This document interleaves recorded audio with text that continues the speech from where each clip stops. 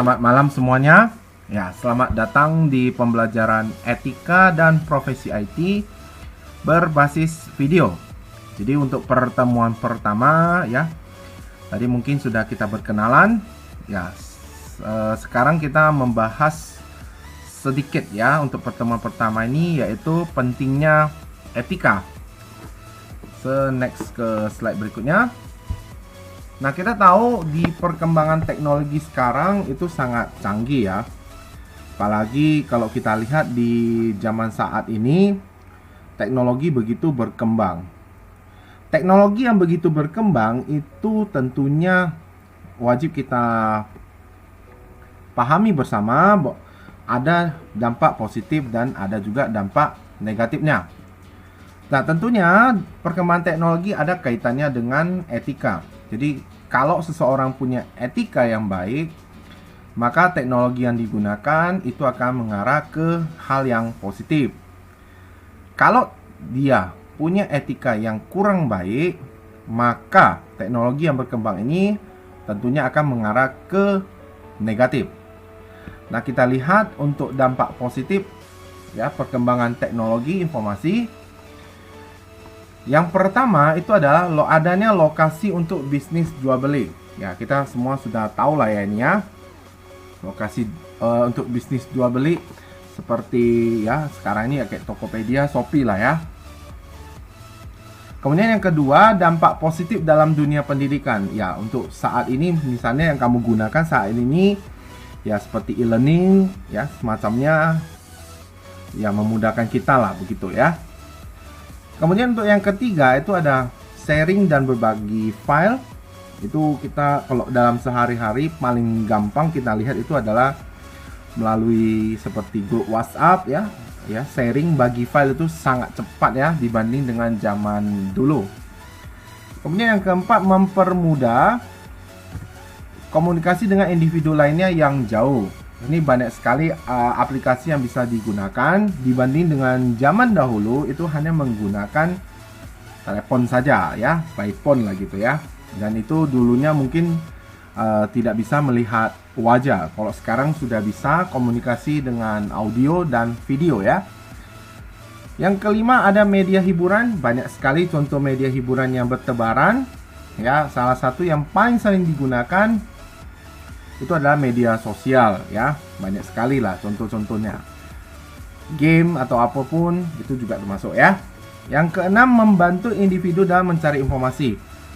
Kita kalau misalnya dalam satu kondisi ya untuk mencari informasi, misalnya kita ingin bertanya ke seseorang tetapi tidak mendapat jawaban, kita tinggal search Google, tinggal googling lah bahasanya, maka informasi yang diinginkan itu semua bisa didapatkan ya.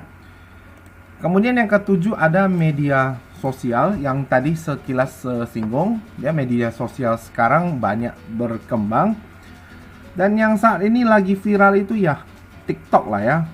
Ada yang bermain TikTok ya, kurang lebih lah itu seperti itu ya. Yang kedelapan, mempermudah akses terhadap informasi terbaru. Kalau zaman dulu kita dapat informasi mungkin update-nya adalah melalui koran, televisi. Sekarang begitu kejadian, misalnya terjadi kebakaran di satu tempat, pada saat kejadiannya itu langsung bisa kita dapat informasinya di media sosial seperti Instagram ataupun website-website yang lain. Sangat cepat ya. Kemudian yang kesembilan, mempercepat arus informasi ya. Kaitannya dengan nomor 8 tadi lah ya. Jadi bisa dapat informasi jauh lebih cepat. Sekarang kita lihat dampak negatifnya. Ada yang pertama namanya individu menjadi malas untuk bersosialisasi secara fisik. Ya, ini sedikit mungkin ada tersindir lah ya. Kita sebagai makhluk sosial ya, individu pada umumnya itu seharusnya kan saling bersosial dengan individu yang lain. Tetapi kalau sudah ada perkembangan teknologi ya, yang kita lakukan adalah seharian hanya megang HP lah gitu ya. Pegang HP terus cuma mungkin main game ya, nengok-nengok Instagram segala macam, TikTok segala macam, sehingga untuk sosialisasi secara fisik dengan orang lain itu menjadi jauh lebih katakanlah malas gitu ya. Yang kedua, meningkatnya penipuan dan juga kejahatan cyber. Ini mungkin kita nggak usah singgung terlalu panjang, kita semua juga sudah paham. Banyak sekali kejadian-kejadian di dunia maya yang melakukan tindak penipuan. Ya, misalnya dari SMS juga pernah ada. Rasa tidak usah disinggung lagi.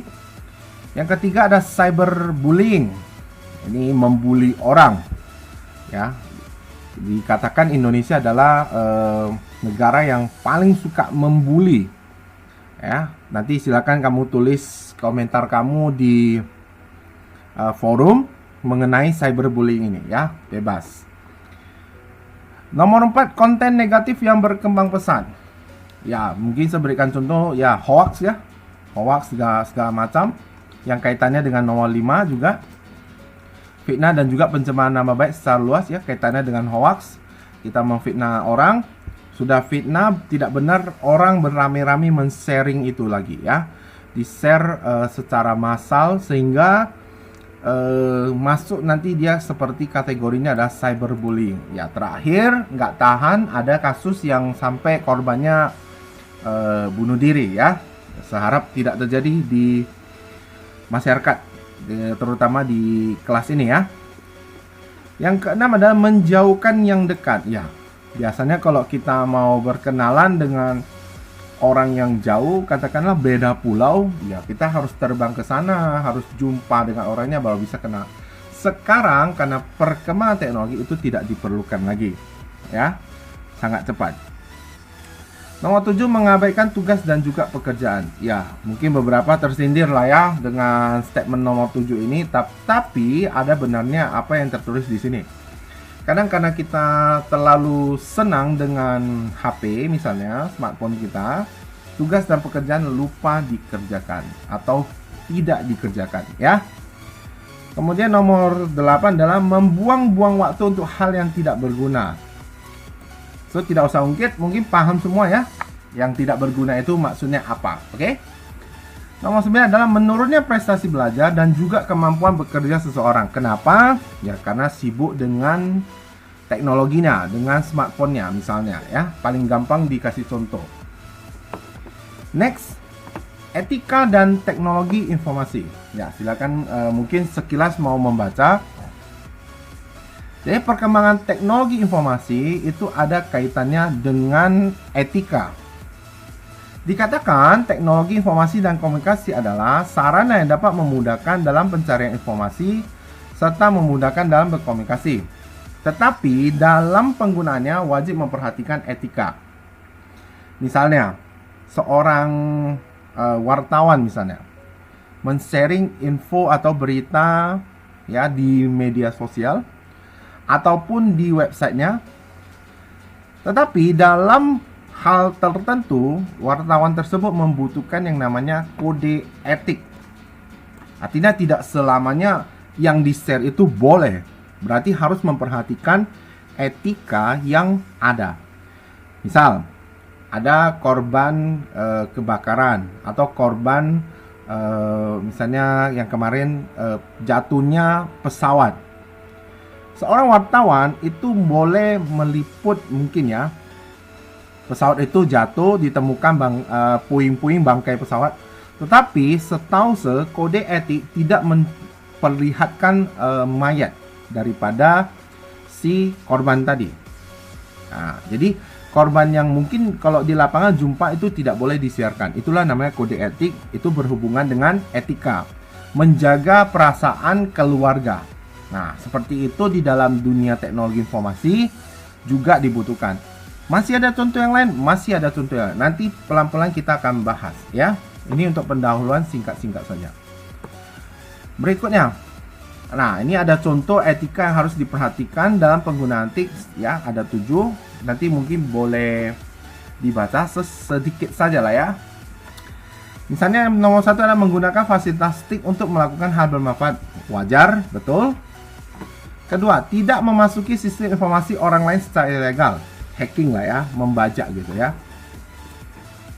Kemudian 3, tidak memberikan user ID dan password kepada orang lain. Misalnya kamu bekerja di satu tempat, ID sama username kamu diberikan ke orang lain sehingga orang lain bisa masuk. itu jelas bertentangan dengan etika ya. Dan yang lain-lain boleh dibaca, nanti ada penjelasan tersendiri ya di pertemuan-pertemuan yang akan datang. Ke slide ke-7. Nah, di slide ke-7 saya ada membahas mengenai etika, IQ, EQ, dan SQ. Nah, kita semua tahu apa itu etika, apa itu IQ, EQ, dan SQ. Di sini saya ada mengambil sebuah kutipan dari si Daniel Goleman dalam bukunya Emotional Intelligence. Orang yang mempunyai IQ tinggi tetapi EQ rendah cenderung mengalami kegagalan yang lebih besar dibanding dengan orang yang IQ-nya rata-rata tetapi EQ-nya tinggi. Nah, EQ itu kan berhubungan dengan emosional. Kalau IQ itu berhubungan dengan pengetahuan. Jadi kalau bahasa sederhananya, orang yang pintar tapi sikapnya kurang, biasanya sih gagalnya lebih besar dibanding dengan orang yang mungkin pintarnya biasa saja, rata-rata, tetapi sikapnya itu luar biasa. Sikap di sini maksudnya adalah mungkin dari segi dia bersosial dengan orang lain, mungkin dari segi bagaimana dia menanggapi orang lain. Jadi kalau ada orang mengatakan sesuatu, dia tidak langsung emosi. Jadi pandai dalam melihat dan memanfaatkan situasi. Serasa itu berhubungan dengan EQ-nya, ya. Jadi dia istilahnya EQ-nya itu sanggup dengan orang lain itu kelihatan jauh lebih misalnya sabar ya dalam menghadapi kondisi tertentu, ya. Jadi di sini untuk IQ, EQ ini serasa dalam kehidupan sehari-hari kita juga sering melihatnya. Orang yang punya IQ tinggi, pengetahuan tinggi biasanya kan agak cenderung sombong. Karena sombong, ya berarti kita katakan EQ-nya dalam menanggapi lingkungan itu cukup rendah.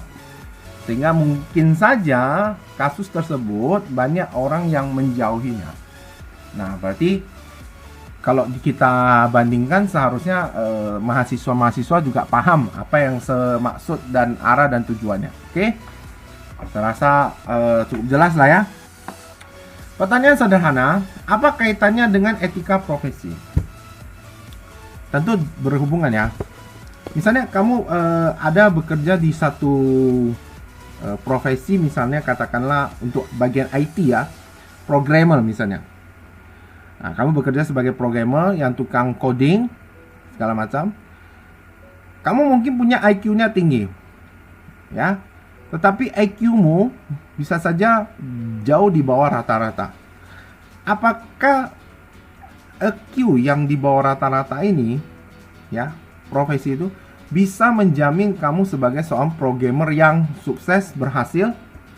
Serasa agak susah. Kenapa? Karena kita tidak bersosialisasi dengan orang, kita menganggap kita jauh lebih pintar dari orang lain, sehingga ketika sesuatu kesalahan di program kita, kita tidak mau mendengarkan orang lain. Kita jauh dengan pendapat kita sendiri. Serasa itu tidak dibetulkan juga ya di dalam etika profesi.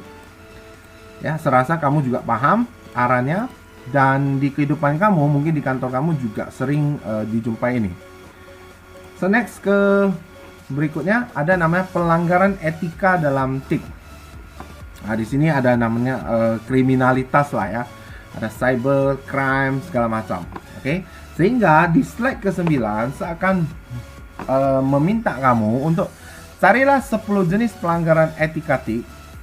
Jelaskan dan jika perlu lengkapi dengan bukti nyata yang sudah pernah terjadi. Jadi misalnya di Indonesia sendiri, pelanggaran etika TIK itu misalnya kriminalnya misalnya cyber crime-nya apa gitu, hackingnya apa, silakan kamu lengkapi, silakan kamu cari ya. 10 nanti kamu buat di Microsoft Word, dibuat di Microsoft Word ya, kemudian dalam bentuk file di-upload ke e-learning. Oke? Rasa untuk pengenalan sampai di sini dulu. Ya, terima kasih atas perhatiannya. Semoga apa yang diajarkan bermanfaat. Oke?